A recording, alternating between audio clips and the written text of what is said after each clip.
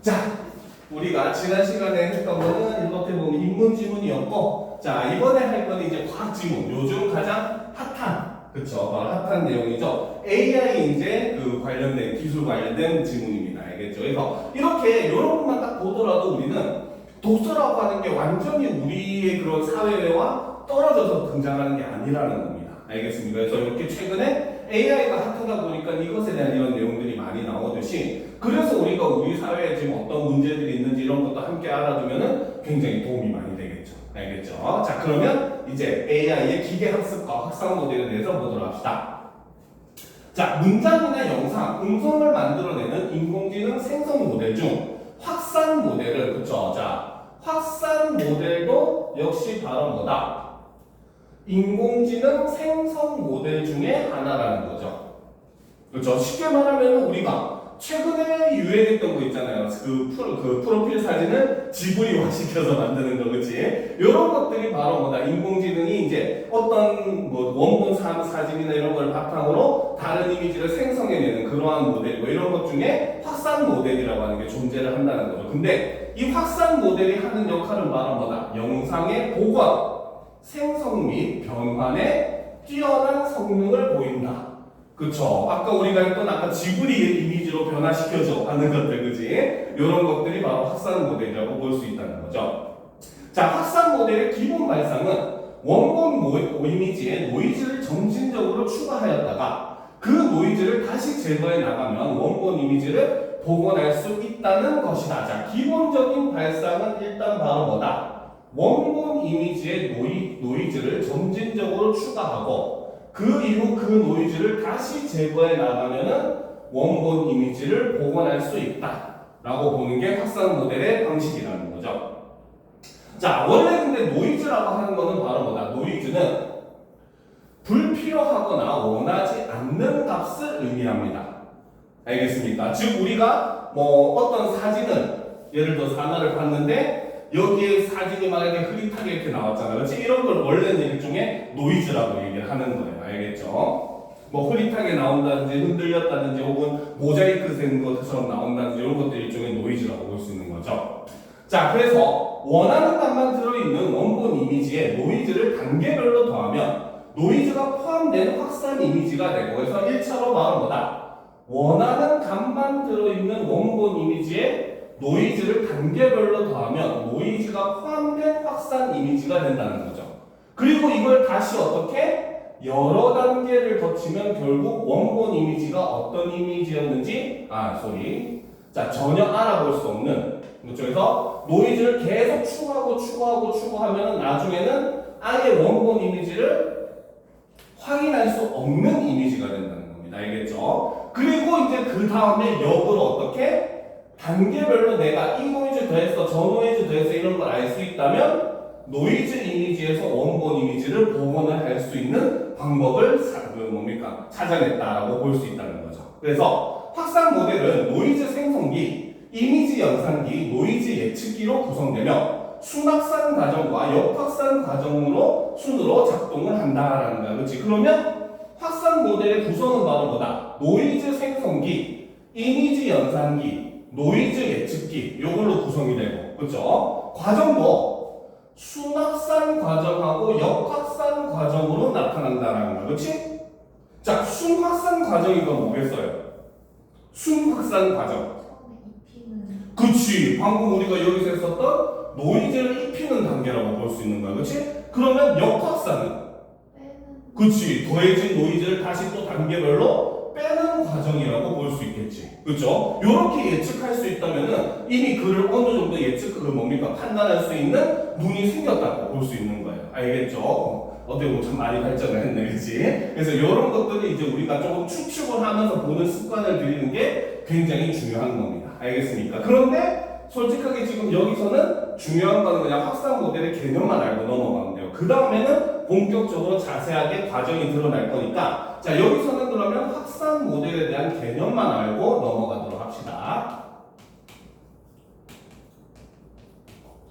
자, 확산 모델이라고 하는 것은 바로 뭐다? 바로 인공지능 생성 모델이라는 거죠. 그리고 이 확산 모델은 특히 바로 뭐다? 영상의 복원. 그쵸? 그 다음에 생성. 변환을 해주는 그러한 기능을 한다는 겁니다. 그쵸? 자, 여기서 일단 우리가 한 가지 이제 개념 정도만 짚고 넘어가면 노이즈라고 하는 것은 바로 뭐다? 바로 불필요하거나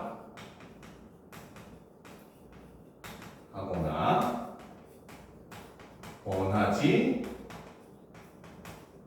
않는 값을 노이즈라고 한다.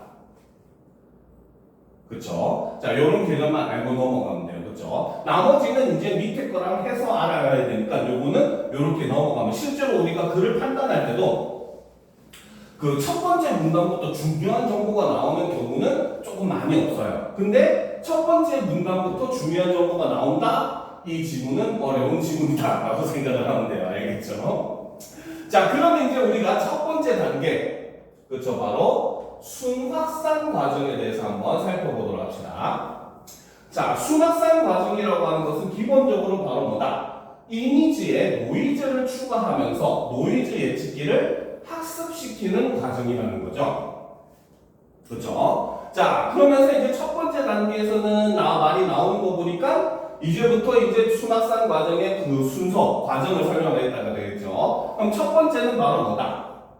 노이즈 생성기에서 노이즈를 만든 후에 이미지 연산기가 이 노이즈를 원본 이미지에 더해서 노이즈가 포함된 확산 이미지를 출력을 한다는 거죠. 알겠습니까? 자, 다음 단계부터는, 그쵸? 두 번째는 바로 뭐다? 노이즈 생성기에서 만든 노이즈를 이전 단계에서 출력된 확산 이미지에 더해준다는 거죠.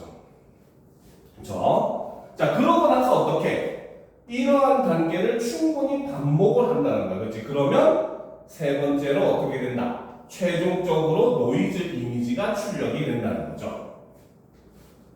알겠습니까? 이해가 되죠?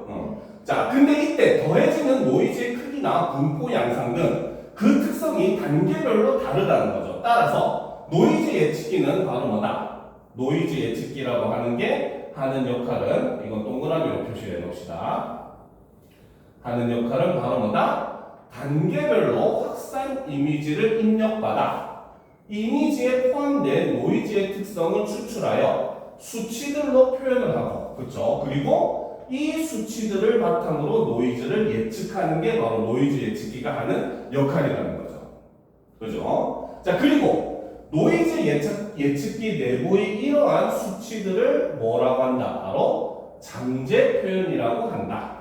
이렇게 예측한 노이즈의 그 수치들이라는 거죠. 자, 노이즈 예측기는 잠재 표현을 구하고 노이즈를 예측하는 방식을 학습을 한다라는 거죠. 그래서 잠재 표현을 구하고 노이즈를 예측하는 방식을 학습을 한다 라는 겁니다. 그렇죠? 자, 그러면 일단 우리가 이것도 정리를 하면서 보도록 합시다.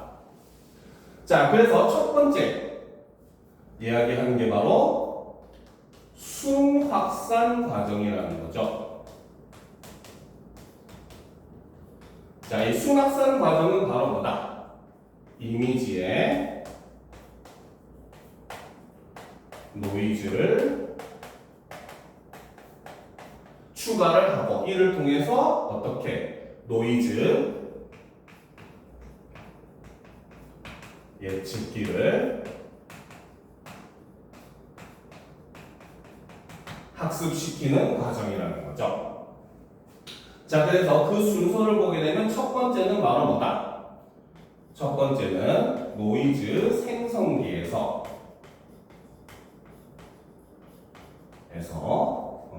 노이즈를 말 그대로 만들어낸다는 거죠. 그죠? 자, 그러면 이것이 어떻게? 이미지 연산기가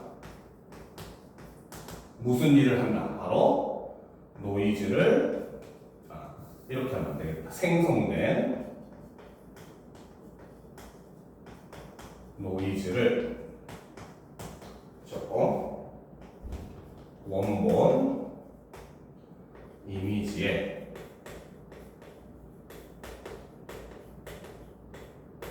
더해준다는 겁니다. 그렇죠? 그래서 이를 통해서 바로 확산 이미지, 바로 원본 이미지 더하기 생성 노이즈가 합쳐지면서 확산 이미지를 뭡니까? 생성을 한다는 거죠. 만들어낸다는 겁니다. 그죠? 자, 그리고 이제 두 번째. 바로 두 번째 과정. 그죠? 그 다음에 노이즈 생성기에서 만든 노이즈를 이전 단계 확산 이미지에 또 더한다는 거죠. 알겠습니까? 그러면 노이즈 생성기에서 노이즈를 계속 새로 만드는 그치. 그러니까 원래 원본 이미지에 1단계로 노이즈를 한꺼풀 입히는 거죠. 알겠습니까? 그러면 원본 이미지에 노이즈가 입은 확산 이미지가 나오는 거죠. 그럼 거기에 또 한 번 노이즈를 입혀. 그럼 점점 원래 이미지를 알아볼 수가 있겠어, 없겠어? 그치. 바로 확산 마지막에 나오는 최종적으로 나오게 되는 노이즈 이미지가 되는 겁니다. 이해가 돼요? 그치. 자, 그래서 이제 우리가 이거 보면 노이즈를 이전 단계의 확산 이미지에 더하고 이 과정을 반복을 한다는 거죠. 알겠습니까? 그러면 마지막으로 최종적으로 세 번째 일어나는 게 바로 뭐다? 노이즈 이미지가 출력이 된다. 즉 이전 단계의 원본의 이미지가 여전히 조금씩은 남아있는 거를 확산 이미지라고 하는 거야. 알겠습니까? 그러니까 용어 같은 경우도 우리가 좀 잘 알아둬야 돼요. 여기서 우리가 주목해야 되는 용어가 바로 뭐다? 첫 번째가 원본 이미지. 그쵸? 원본 이미지. 그리고 원본 이미지에 노이즈가 하나씩 더해지는 거를 확산 이미지. 그리고 맨 마지막에 완전히 원본은 알아볼 수 없을 정도로 노이즈가 많이 더해져가지고 최종적으로 나온 이미지는 노이즈 이미지. 이렇게 따로 나누어서 본다는 것도 우리가 꼭 제대로 알고 넘어가야 되는 부분이라는 거죠. 알겠습니까? 이해가 되죠? 여기까지 다 썼어? 네. 자, 그러면 이제 밑에 노이즈 생성기에 대한 내용을 조금 정리를 할 필요가 있다는 거죠. 노이즈 예측기에 따라서. 자, 노이즈 예측기라고 하는 것이 하는 역할은 바로 뭐냐? 바로 단계별로 확산 이미지를 입력받아, 그렇죠? 이미지에 포함된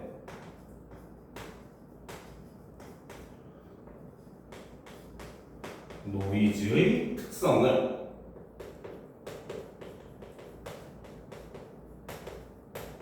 추출하여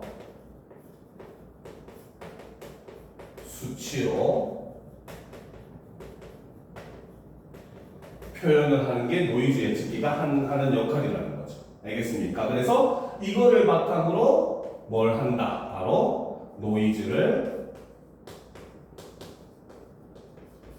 예측을 한다는 거죠.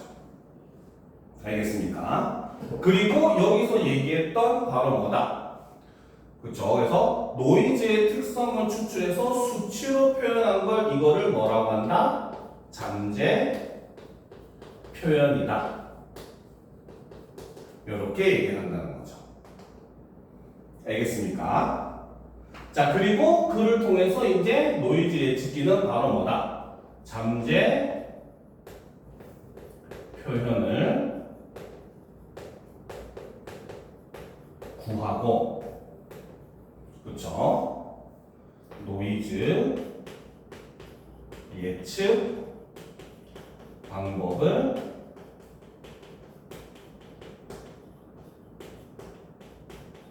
학습을 한다는 겁니다. 알겠습니까?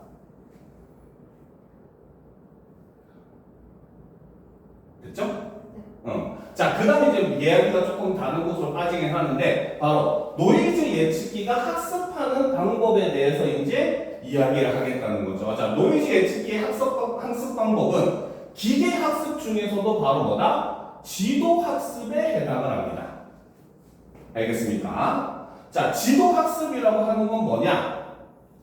바로 학습 데이터에 정답이 주어져서 출력과 정답의 차이가 작아지도록 모델을 학습시키는 방법입니다.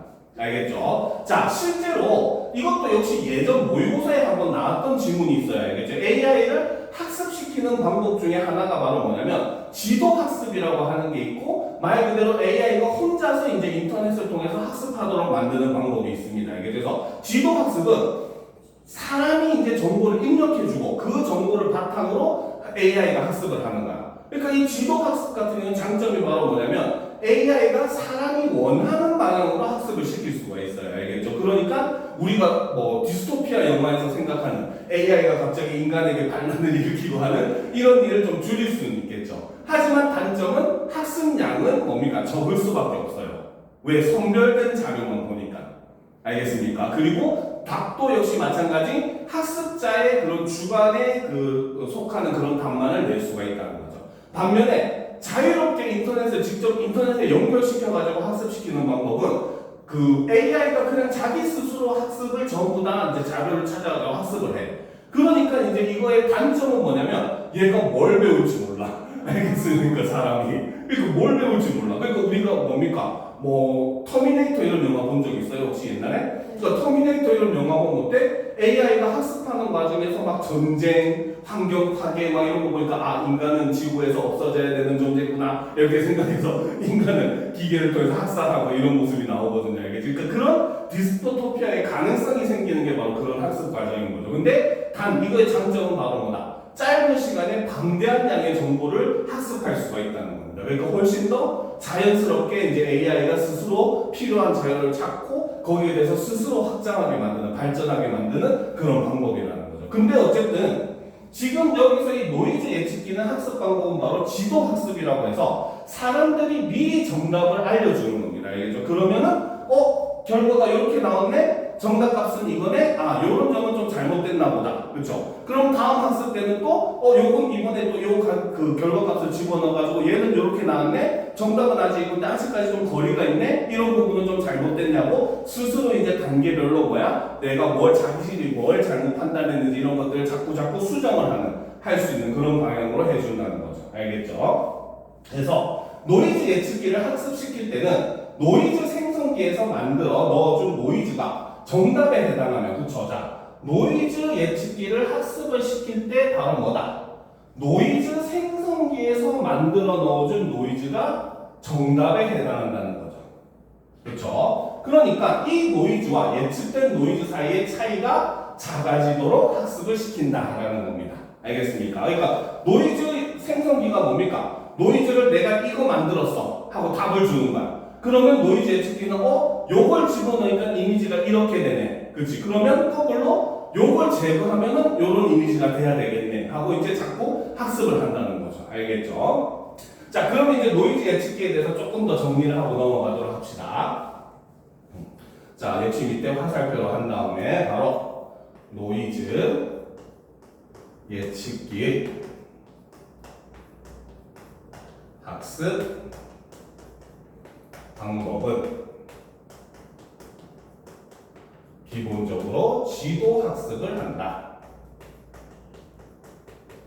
라는 거죠. 자, 그래서 이 중에서 이 지도 학습이라고 하는 것은 바로 뭐다?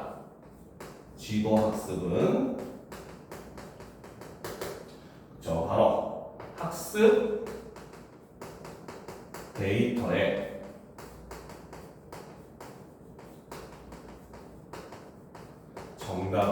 정답이 주어져서, 그죠?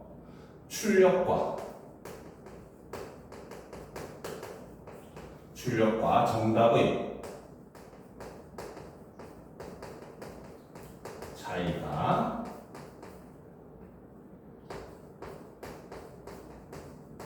작아지도록 학습을 인위적으로 시키는 게 바로 지도 학습이 된다는 거죠. 알겠죠? 그리고 이때 여기서 얘기하는 정답이라고 하는 것은 바로 뭐다? 노이즈 생성기가, 그렇죠? 만들어 넣어준 노이즈가 정답이 된다는 거죠.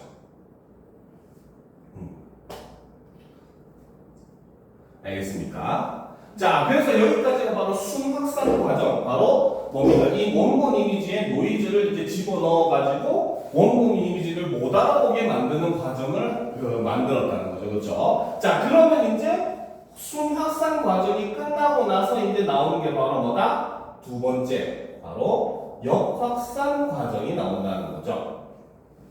그렇죠? 자, 역확산 과정은 바로 뭐다? 노이즈 이미지에서 노이즈를 제거하여 원본 이미지를 복원하는 과정이라는 거죠. 그죠?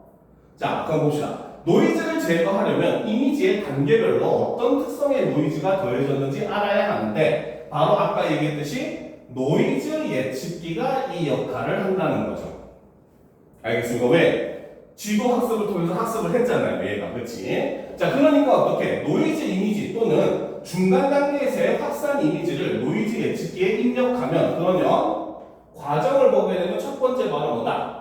노이즈 이미지 또는 중간 단계에서의 확산 이미지를 노이즈에 입력하게 되면 이미지에 포함된 노이즈의 특성을 추출하여 잠재 표현을 구하고 이를 바탕으로 노이즈를 예측을 한다는 거죠. 그죠? 그 다음, 자, 두 번째, 그렇게 되면 어떻게? 이미지 연산기는 다시 어떻게? 입력된 확산 이미지로부터 이 노이즈를 빼서 현 단계의 노이즈를 제거한 확산 이미지를 출력을 하는 겁니다. 알겠습니까? 그러면 이제 세 번째, 역시 마찬가지 확산 이미지의 이런 단계를 반복을 하게 되면 결국 노이즈가 대부분 제거되어 원본 이미지에 가까운 이미지만 남게 된다는 거죠. 알겠습니까? 알겠죠? 그러니까 처음 원본 이미지에 노이즈를 입혔다가 다시 그걸 노이즈를 제거하는 방식을 사용을 한다는 겁니다. 알겠습니까? 자, 한편 많은 종류의 이미지를 학습시킨 후 학습된 이미지의 잠재 표현에 고유 번호를 붙이면 역확산 과정에서 이미지를 선택하여 생성할 수 있다. 자, 하지만 또 다른 방법이 있다는 거죠. 바로 많은 종류의 이미지를 학습시킨 후 학습된 이미지의 잠재 표현에 고유 번호를 붙이게 되면 역확산 과정에서 이미지를 선택하여 생성할 수가 있다는 거죠. 그러니까 이제 내가 이미지를 뽑아낼 때 어떠한 과정을 통해서 어떠한 결과물을 내줘 하고 요구를 할 수가 있다는 겁니다. 알겠죠? 그래서 또한 잠재 표현의 수치들을 또 조정을 하게 되면, 그렇죠? 하게 되면 어떻게? 다른 특성의 노이즈가 생성되어서 여러 이미지를 혼합하거나 실제하지 않는 이미지를 만들어낼 수 있다. 우리가 흔히 했던 지브리 이미지 만드는 게 바로 이런 방식이라고 볼 수 있다는 겁니다. 무슨 말인지 알겠죠? 그러니까 우리가 사실 뭐 아주 옛날에 있었던 사진이나 이런 것들을 복원을 해야 되잖아. 그렇지? 그러면 얘의 원본이 어떻게 되는지 모르는 거야. 근데 컴퓨터는 어떻게, AI는 얘한테 노이즈를 오히려 입혀보고 하니까 아, 얘가 이런 식으로 단계를 거쳐서 변화를 하는구나. 그러면 이거를 다시 제거하고 원본 이미지 한 번 더 제거를 해버리면은 원래 완전한 원본 이미지, 그러니까 일종의 복원의 과정이 그렇게 이루어진다는 거죠. 알겠죠? 그리고 새로운 이미지를 만드는 것도 역시 어때? 중간에 이제 잠재 표현의 수치나 이런 것들을 변화를 시켜버리는 거야. 알겠습니까? 혹은 노이즈를 변화를 시켜버려가지고 그쵸? 알겠죠? 그러면은 이 이미지 원래 실사의 이미 사진인데 이거를 지브리 애니메이션의 이미지로 바꿔준다든지, 그치? 혹은 2D 애니메이션인데 그림인데 이거를 3D 이제 현실감 있는 그런 캐릭터로 바꿔준다든지, 그치? 이런 과정을 할 수 있는 게 바로 이런 그 마지막에 보면 잠재표현의 수치를 조정한다거나 혹은 그 잠재표현에 고유번호를 붙여서 역학상 과정의 이미지를 선택해서 생성하게 되면은 이런 것도 할 수 있다라고 얘기를 한다는 거죠, 그렇죠? 그럼 마지막에 이제 역학상 과정을 정리를 하고 다음 길로 넘어가도록 합시다. 저 바로 두 번째 역확산 과정은 저 바로 노이즈 이미지에서 노이즈를 제거를 해서 이를 통해 원본 이미지를 복원하는 그러한 방식이라는 거죠. 자, 그래서 역학상 과정을 보면 첫 번째, 그렇죠? 바로 노이즈 이미지 혹은 중간 단계의 확산, 그렇죠? 이미지를 노이즈 예측기에 입력을 한다는 거죠. 그렇죠? 자, 그러면 노이즈 예측기는 어때? 그렇죠? 바로 그렇지? 이미지에 포함된 노이즈의 특성을 추출을 하게 되고 이를 통해서 다시 또 역으로 오히려 이제 어떻게 잠재 표현을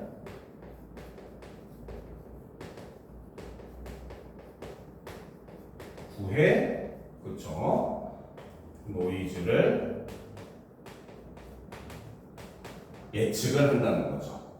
그러니까 역학습을 시키는 겁니다. 그죠? 자, 그 다음에 이제 이렇게 한 다음에 두 번째로, 그죠? 바로 뭐다? 이미지. 연산기는 다시 또 무슨 역할을 한다? 바로, 입력된 확산 이미지로부터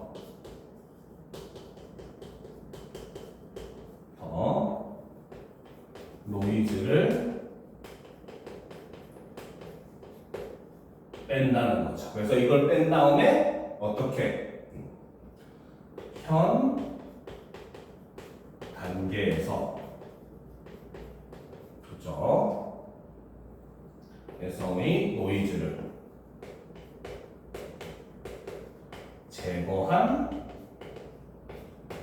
확산 이미지를 생성을 하고 요거를 계속해서 반복을 한다는 거죠. 그래서 마지막 세 번째 이거를 계속 반복하면 바로 뭐다? 그쵸? 노이즈가 대부분 제거되어 그쵸? 원본 이미지에 가까운 이미지만 남는다는 거죠. 됐습니까? 그렇죠? 여기 과정까지가 바로 순확산에서 역확산으로 이어지는 과정인 거죠. 그렇죠? 그리고 이제 마지막 문단 같은 경우는 사실상 이제 이거를 응용한, 그렇죠? 바로 새로운 이미지를 생성하는 그러한 과정이 되겠죠. 그래서 세 번째는 바로 새로운 이미지를 생성을 하는 방법은 자, 첫 번째, 그렇죠? 자, 바로 많은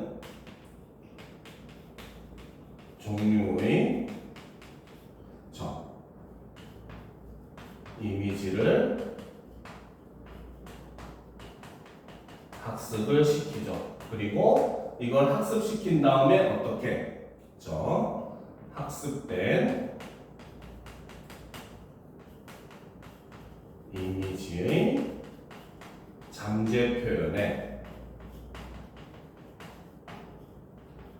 표현의 고유 번호를 부여를 한다는 거죠. 그러면 어떻게? 역확산 과정에서 이미지를 선택하여 생성이 가능하다는 거죠.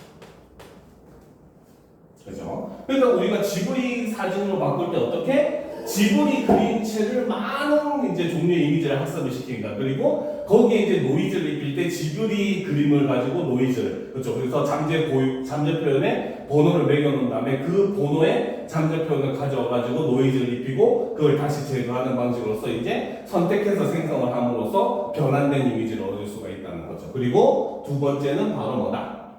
자, 잠재 표현의 수치를 조정하는 것이 가능하다는 거죠. 그러면 이렇게 하면 바로 뭐다? 다른 특성의 노이즈가 생성이 되게 되고, 그렇게 되면 어떻게? 바로 여러 이미지를 혼합하여 실제하지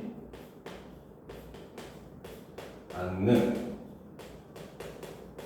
이미지 생성이 가능하다. 그래서 이 방법으로 우리는 지브리 이미지를 만들고 있었다. 이렇게 이해하면은 글이 좀 더 친숙해질 겁니다. 알겠죠? 그래서 이렇게 AI가 학습을 통해 가지고 사진을 변환하고 복원하는 방법에 대해서 제시한 글이었습니다. 알겠죠? 자, 그러면 이제 마지막 질문, 바로 인터넷 아이디어와 관련된 명예훼손. 바로 이거는 사회문화, 일종의 약간 법치문과 관련됐다는 거 제목에서 알 수 있겠지, 그치? 자, 후딱 살펴보고 오늘 수업 마무리하도록 합시다. 알겠죠? 자, 봅시다. 자, 리프킨은, 그쵸? 자, 사회학자의 이름이 드러나죠. 제레미 리프킨 한 번쯤 들어본 적 있죠? 안 들어봤어? 제레미 리프킨하고 사실 굉장히 좀 사회학자 중에서도 유명한 사람이에요. 이 사람이 주장한 게 그거 제3의 문결, 정보와 사회를 본다고 예측하고 주장했던 사람입니다. 알겠죠? 자, 그래서 사회적 상호작용에서의 자기 표현은 본질적으로 연극적이며 표면 연기와 심층 연기로 이루어진다고 보았다라는 거죠. 자, 사회적 상호작용에서의 자기 표현은 뭐다? 본질적으로 연극적이라는 거죠. 알겠습니까? 그리고 이것은 바로 뭐다? 표면 연기와 심층 연기로 나누어질 수 있다는 겁니다. 알겠습니까? 자, 이때 표면 연기라고 하는 것은 바로 뭐다? 내면의 자연스러운 감정보다 의례적인 표현과 같은 형식에 집중하여 연기하는 것이라는 거죠. 알겠죠? 자, 반면에 심층 연기라고 하는 것은 바로 뭐다? 내면의 솔직한 정서를 불러내어 자신의 진정성을 보여주는 것이라는 겁니다. 알겠죠? 자, 요게 이렇게 하니까 좀 말은 어려운데 이런 부분에 대해서 우리가 약간은 배경 지식이 필요해요. 알겠죠? 자, 실제로 우리가 철학에 보면은 페르소나라고 하는 것이 있습니다. 한 번쯤 들어보지 않았어요? 페르소나? 어디서 들어본 것 같지? 주로 이제 막 게임이라든지 만화에 좀 많이 쓰이는 말이긴 합니다. 알겠죠? 사실 이 페르소나라는 말은 원래 의미는 가면이라는 뜻입니다. 알겠습니까? 자, 그런데 이제 그 페르소나 이론에 따르면은 사람은 여러 개의 페르소나를 가지고 있다라고 얘기를 해요. 알겠죠? 그것은 바로 무슨 뜻이냐면은 바로 인간이라고 하는 존재는 바로 뭐다? 바로 상황이나 시간, 장소, 대상 등의 요인이 변하면 그렇죠? 그에 대한 대처 방식도 변화를 한다 라고 하는 게 페르소나 이론의 가장 핵심입니다. 알겠죠? 근데 생각해보면 되게 많은 말이에요. 한번 생각을 해봅시다. 알겠죠? 자, 수민이가 학교에서 학교 선생님을 대할 때의 모습과 그렇죠? 학원에서 학원 선생님을 대할 때의 모습, 그다음 학교에서 친구를 대할 때의 모습, 그렇죠? 집에서 가족을 대할 때의 모습, 얘네들이 다 같아요? 아니잖아, 그렇지? 어른들한테는 그래도 약간 좀 예의를 지키려고 많이 노력을 하고, 그렇죠? 친구들한테도 가능하면은 좀 기분 상하는 말이나 이런 것들, 내가 조금 기분 나쁘더라도 약간 참고 이제 그런 거를 말 안 하려고 하고 좀 돌려서 말하려고 하고 이런 모습들 많이 보이잖아. 사람은 누구나 그래요, 근데 그거는, 그렇지? 그리고 그게 안 되면은 사회적으로 문제가 생기겠지, 그렇지? 바로 그걸 페르소나라고 한다는 겁니다. 알겠습니까? 그래서 사람은 뭐다? 누구나 이제 상황이나 뭡니까 대상이나 이런 것도 여러 요인들에 따라서 얼굴 가면을 쓰고 살아간다라고 얘기를 한다는 거. 근데 이 가면이 부정적인 이미지라기보다는 원만한 인간관계를 위한 일종의 연기라고 본다는 거죠. 그래서 그 리프키는 바로 그런 걸 받아 연기라고 봤다는 겁니다. 알겠죠? 그때 표면 연기는 바로 뭐다? 내 감정은 일단 좀 배제하고 그 상황에서 겉으로 드러나는 모습들, 이거를 표면 연기라고 했다는 거죠. 그래서 뭐 어른들을 만났을 때 내가 오늘 기분이 좀 안 좋음에도 불구하고 앞에서 그래도 그 상대방이 기분 안 나쁘게 웃어준다든지, 그렇지? 막 먼저 인사를 한다든지 살갑게 대해준다든지 이런 것들이 표면 연기고, 반면에 그 이면에 내가 지금 느끼고 있는 감정은 바로 심층 연기라고 봤다는 거죠. 알겠습니까? 이해가 되죠?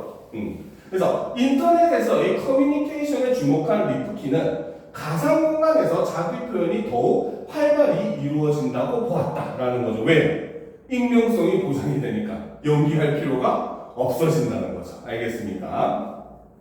자, 가상 공간의 특성에 주목한 연구자들은 사람들과의 관계 속에서 드러나는 고유한 존재로서의 위상을 뜻하는 자기 정체성이 가상 공간에서 다양하게 나타난다. 자, 자기 정체성이라고 하는 것이 오히려 어떻게 가상 공간에서 다양하게 나타나는 특성을 보여주더라는 거죠. 그렇죠? 이 자기 정체성은 바로 뭐다? 사람들과의 관계 속에서 드러나는 고유한 존재로서의 위상이 정체성인데, 즉 나는 어느 나라 사람이고, 그렇죠? 어떤 성별을 가지고 있고, 나이는 몇 살이고, 그 다음에 내 꿈은 뭐고, 그러니까 나만의 이런 고유한 특성을 나타내는 이 위상이, 이 정체성이 가상 공간에서 되게 다양한 방식으로 나타난다는 거죠. 그렇죠? 그래서 가상 공간에서는 익명성이 작동하므로 아까 얘기했던 바로 핵심적인 요소죠. 이름을 밝힐 필요가 없다는 겁니다. 그렇죠? 그래서 익명성이 작동하므로 현실에서 위축되는 사람도 적극적으로 자기 표현을 할 수가 있다. 바로 익명성의 효과라고 볼 수 있다는 거죠. 자, 반면에 아울러 현실에서의 자기 정체성을 감추고 다른 인격체로 활동하거나 현실에서 억압된 정서를 공격적으로 드러내기도 한다라는 겁니다. 그렇죠? 그러니까 오히려 익명성에 숨어가지고 굉장히 공격적인 모습도 역시 마찬가지 보여줄 수가 있다는 거죠. 그래서 게임 아이디, 닉네임, 아바타 등 가상 공간에서 개별적 대상으로 인식되는 인터넷 아이디에 대한 사이버 폭력이 넘쳐나는 현실도 이와 무관하지 않다라는 거야. 사실 근데 여기까지는 전부 다 이제 인터넷 아이디와 관련된 명예훼손을 얘기하기 위한 이제 도입부긴 합니다. 알겠죠? 그래도 일단 우리가 기본적인 개념을 조금 알고 넘어가야 되니까 한번 정리를 해보도록 합시다. 자, 리프킨이라고 하는 사람이 주장을 했다는 거죠. 그렇죠? 이 사람은 바로 뭐다? 사회적 상호작용에서의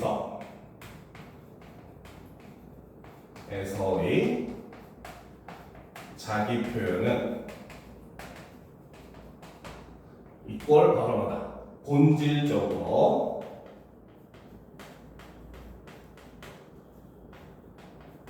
연극적이다 라고 주장을 했고, 자, 이 리프킨이 그래서 이제 이것을 표면 연기와 심층 연기로 나누었는데, 여기서 표면 연기라고 하는 것은 바로 뭐다? 바로 내면의 자연스러운 감정이 아니라는 거죠. 그렇죠? 그렇기 때문에 표면 연기는 바로 뭐다? 의례적 표현된 그렇죠? 형식에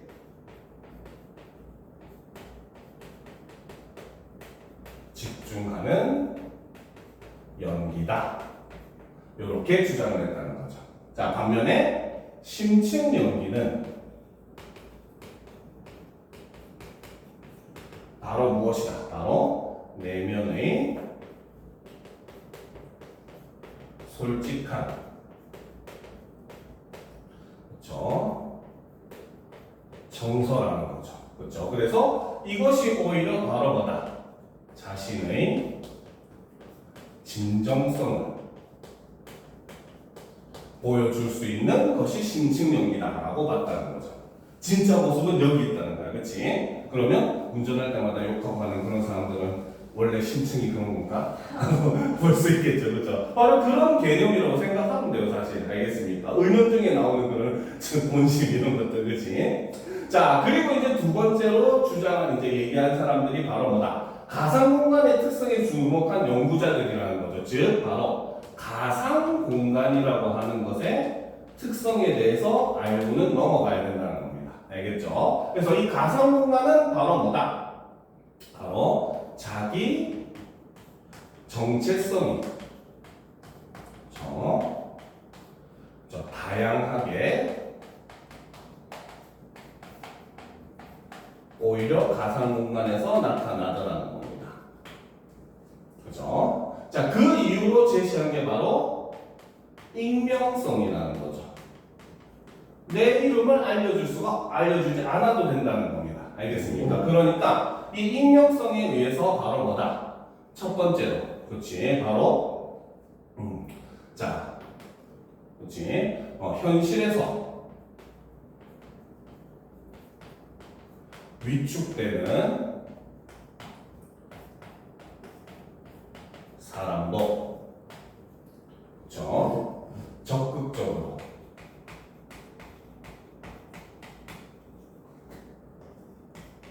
자기 표현이 가능하다는 거죠. 하지만 반면에 단점은 바로 뭐다? 그렇죠? 바로 현실에서의 자기 정체성을 감추고, 그렇죠? 다른 인격으로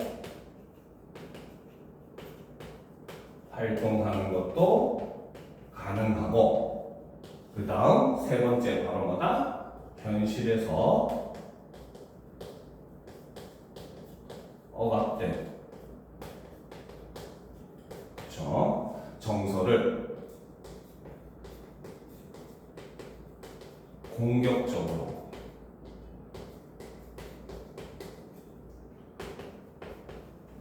드러내기도 하더라는 겁니다. 그래서 우리가 이런 사람들을 흔히 키보드 워리어라고 하잖아, 그렇지? 그래서 현실에서는 아무것도 안 되면서 인터넷 속에서만 강한 척하는 사람, 그렇죠? 자, 그래서 이제 이러한 문제들을 해결하기 위해서 이제 그 가상 공간에서의 명예훼손 문제가 이제 대두가 되었다는 거죠, 그렇죠? 자, 그럼 계속 봅시다. 자, 사이버 폭력과 관련하여 인터넷 아이디만을 알고 있는 상황에서 그에 대해 명예훼손이나 모욕 등의 공격이 있을 때 가해자에게 법적인 책임을 물을 수 있는지에 대한 논란이 있어 왔다라는 거죠. 알겠죠? 즉, 사실 이것만 딱 봐도 우리가 이 문제의 핵심을 조금 판단을 할 수가 있어야 돼요. 알겠죠? 즉, 사이버 폭력? 아니, 사이버 폭력이 맞는데 여기서 보면은 그 가해자에게 법적인 책임을 물을 수 있는지라는 말은 뭐야? 있다고 보는 사람도 있고 없다고 보는 사람도 있다는 거야, 그렇지? 그러면 있다고 보는 사람과 없다고 보는 사람의 결정적인 생각의 차이가 당연히 뭘 수밖에 없겠습니까? 바로 인터넷 아이디가 현실 사용자와 동일시 되는가, 사용자와 동일시 되는가, 동일시 되지 않는가에 문의를 할 수밖에 없다는 거죠. 이거는 결과적으로 여기로 봉착할 수밖에 없어요. 이 문의는. 알겠지? 그러면 뭡니까? 명예훼손으로 볼 수 있다는 사람은 당연히 뭐라고 생각하겠어? 그치, 같다고 보는 거야. 알겠죠? 그러면 명예훼손이 될 수 없다라고 보는 사람은 그치, 어쨌든 네 이름도 아니고 네가 누군지 사는지도 모르는데 네라고 볼 수 없다라고 보는 관점. 요것만 딱 이해되면 나머지 그 쉽게 자동적으로 바로 이해가 될 수 있을 겁니다. 알겠습니까? 자, 그럼 이제 봅시다. 이는 인터넷 아이디가 사회적 평판이 명예의 주체로 인정될 수 있는가와 관련이 된다. 바로 그의 내용이라는 거죠. 그렇죠? 즉 현실 사용자와 동일시하는가 동일시하지 않는다라는 거죠. 알겠죠? 자, 인터넷 아이디의 명예 주체성을 인정하는 입장. 자, 그러면 첫 번째 입장은 바로 이거죠. 인터넷 아이디의 명예 주체성을 인정하는 입장. 이 입장은 바로 뭐다? 아이디가 이꼴 뭐다? 현실 사용자이다. 이렇게 보는 입장이 되겠죠. 그렇죠? 자, 따르면 자기 정체성은 이론적, 고정적인 것이 아니라 바로 뭐다? 현실 세계와 가상 공간에 걸쳐서 존재하고 상호작용하는 복합적인 것이라는 거죠. 자기 정체성은. 알겠죠? 그렇기 때문에 인터넷에서의 자기 정체성은 바로 뭐다? 자기 정체성은 사용자 개인의 자기 정체성의 일부라는 거죠. 자, 그렇기 때문에 바로 뭐다? 자기 정체성을 가진 인터넷 아이디의 명예 역시 보호되어야 한다고 주장을 한다는 겁니다. 알겠습니까? 알겠죠? 자, 그러면 이제 보도록 합시다. 자, 요거는 이제 미리 정리를 해보고 넘어가는 게 훨씬 더 낫겠죠. 자, 보도록 합시다. 자, 인터넷 아이디. 자, 명예 훼손에 대한 입장을 우리가 한번 살펴보게 되면 첫 번째 입장은 바로 뭐다? 바로 인터넷 아이디의 명예 주체성을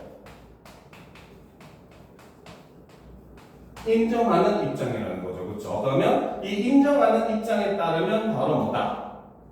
그렇죠? 사람의 자기 정체성이라고 하는 것은 이꼴 바로 뭐다? 현실 세계와 가상 공간에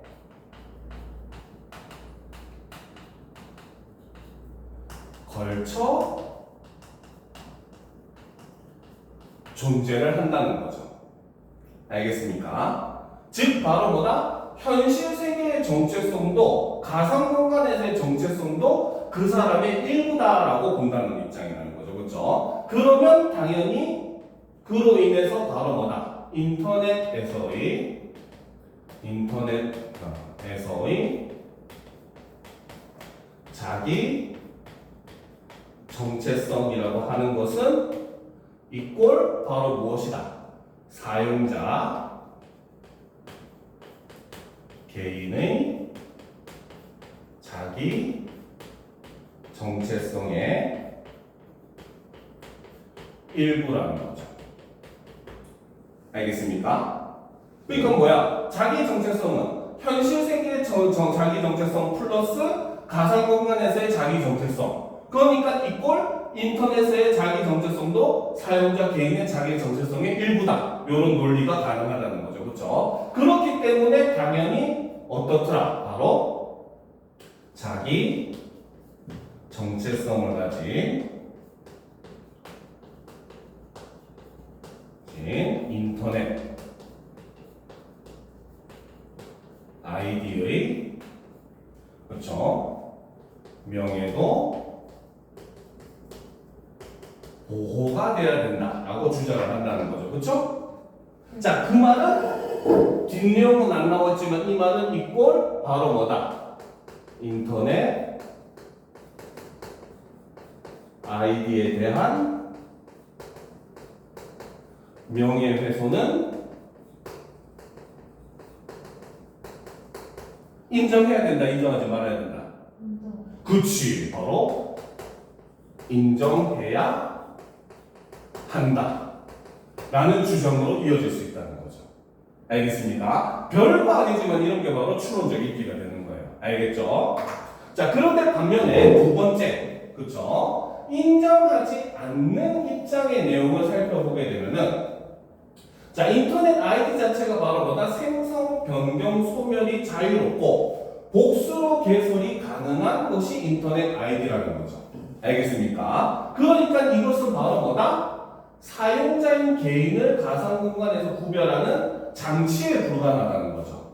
그렇죠? 즉 바로 뭐다? 이거는 아이디라고 하는 것은 사용자가 아니다라고 보는 입장이 되는 겁니다.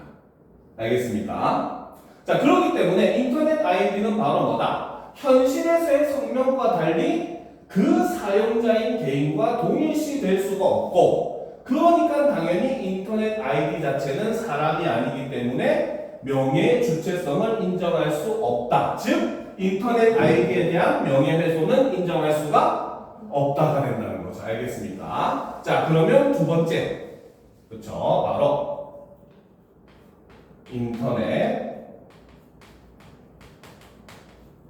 아이디의 명예 주체성을 인정하지 않는 입장을 보게 되면, 그쵸? 자, 이 사람들의 주장에 따르면 아이디라고 하는 것은 바로 뭐다? 생성, 변경, 소멸이 자유롭고 자유로움 플러스 바로 뭐다? 복수로 둘 이상을 만들 수가 있다는 거죠. 개설이 가능하죠. 그래서 실제로 인터넷에 보면 혼자서 뭡니까? 시비 걸고 혼자서 싸우는 그런 글들도 있잖아요. 그치? 그래서 복수로 개설이 가능하다는 거죠. 그러니까 이 사람들의 입장에 의해서는 어떻다? 바로 아이디라고 하는 것은 이꼴 바로 뭐다? 사용자인 개인을 가상 공간에서 구별하는 장치에 불과하다는 거죠. 즉, 이 말은 다른 말로 하면 바로 뭐다? 사용자의 정체성과는 무관한 것이다 라는 입장이라는 겁니다. 알겠습니까? 즉, 수빈이가 A라고 하는 아이디를 가지고 있고 쌤님이 B라는 아이디를 가지고 있을 때, 그치? 그냥 여기서 말하는 A, B는 그냥 이 공간 안에서 그 사람들이 구별해주게, 이 사람이 A가 누군지 B가 누군지 우리는 이것만으로 알 수가 없다는 거죠. 그러니까 얘네는 그 뭡니까? 사용자의 정체성을 드러낸다고 보지 않는다는 겁니다. 알겠습니까? 그러니까 이꼴 바로 뭐다? 그렇죠? 사용자인 개인과 인터넷 아이디는 동일시 될 수가 없다고 보는 것이고, 그렇기 때문에 바로 뭐다? 인터넷 아이디의 명예 주체성을 인정할 수가 없다. 그 말은 이꼴 역시 마찬가지 뭐다? 인터넷 아이디에 대한 명예 훼손은 성립할 수가 없다라고 보는 입장이 된다는 거죠. 이해가 됩니까? 그렇죠? 자, 그래서 일단은 인터넷 아이디에 대해서는 아직 논란이 있기 때문에 이렇게 두 개의 입장을 소개를 해줬습니다. 그렇죠? 자, 그러면 이제 실제 법원에서는 어떻게 했는지 한번 봅시다.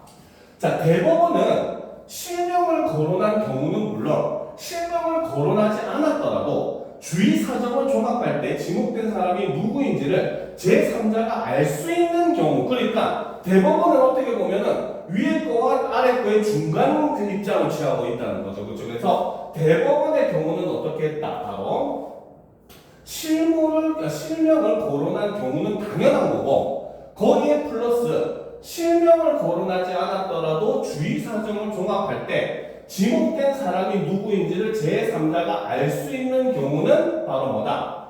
명예훼손이나 모욕에 대한 가해자의 법적 책임이 성립한다라고 판시했다는 거죠. 그래서 예전에 한때 잠깐 유행했던 방법 중에 바로 뭐냐면은 누군가랑 인터넷 안에서 싸움 날 상황이 놓이잖아요. 그렇지? 그러면 아예 대놓고 먼저 내 이름은 누구고 난 어디 살고 몇 살이야 딱 얘기를 해버리는 거야. 그럼 그때부터 그 사람을 욕하는 거는 나에 대한 특정이 가능한 거기 때문에 명예훼손이 성립을 하니까 아예 이제 누구랑 싸움을 일어날 것 같아서 먼저 그렇게 얘기해버려 하는 말이 예전에 한때 좀 유행한 적이 있었습니다. 알겠죠? 요즘은 이제 그렇게 하진 않는데, 그러니까 바로 뭐야? 그거는 실명을 거론했거나 혹은 거론하지 않아도 어디에 살고 누구 무슨 일을 하고 몇 살인지 알면은 그 사람인지 그 뭡니까 특정이 가능하잖아, 그렇지? 그러니까 명예훼손으로 그 사람을 고소할 수 있는 거리가 되기 때문에 일부러 먼저 얘기해버려 이런 얘기가 유행한 적이 있다는 거죠. 여기서 말하는 지목된 사람이 욕을 받는 사람. 그렇지, 받는 사람. 알겠습니까? 자, 그래서 이를 수용한 헌법재판소에서는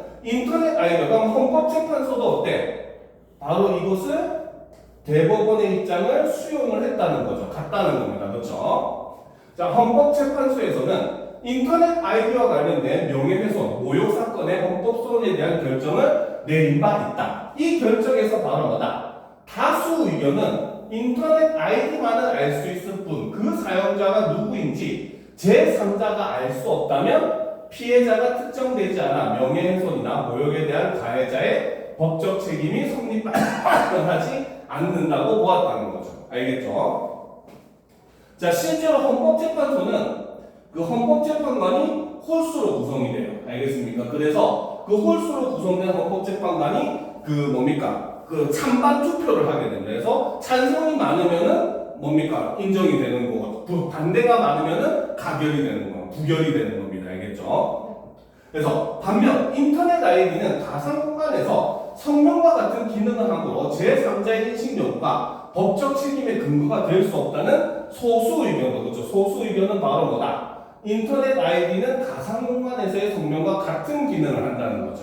그러니까 제3자의 인식 여부가 법적 책임의 근거가 될 수 없다. 즉, 이 소수는 바로 뭐다? 인터넷 아이디도 명예 주체성을 인정해야 되고 명예훼손이 성립된다라고 보는 의견이라는 건데, 어쨌든 다수결의 원칙에 따라서 뭡니까? 그 다수의 의견이 일단 현재는 뭡니까? 그 수용이 되고 있는 상황이다라고 설명을 하고 있는 거예요. 알겠습니까?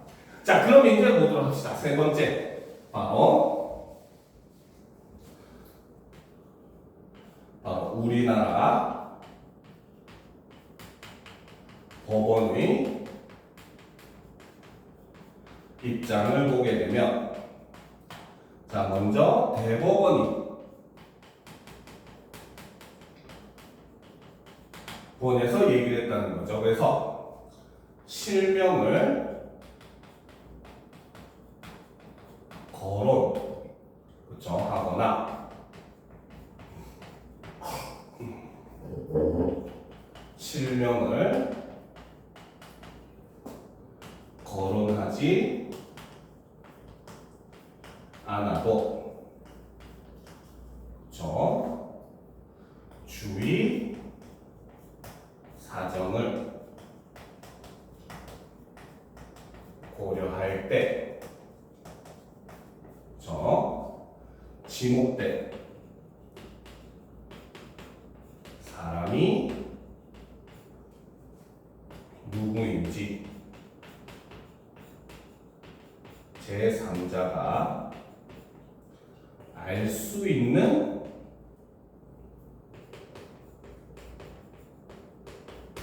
경우만, 그쵸, 명예훼손으로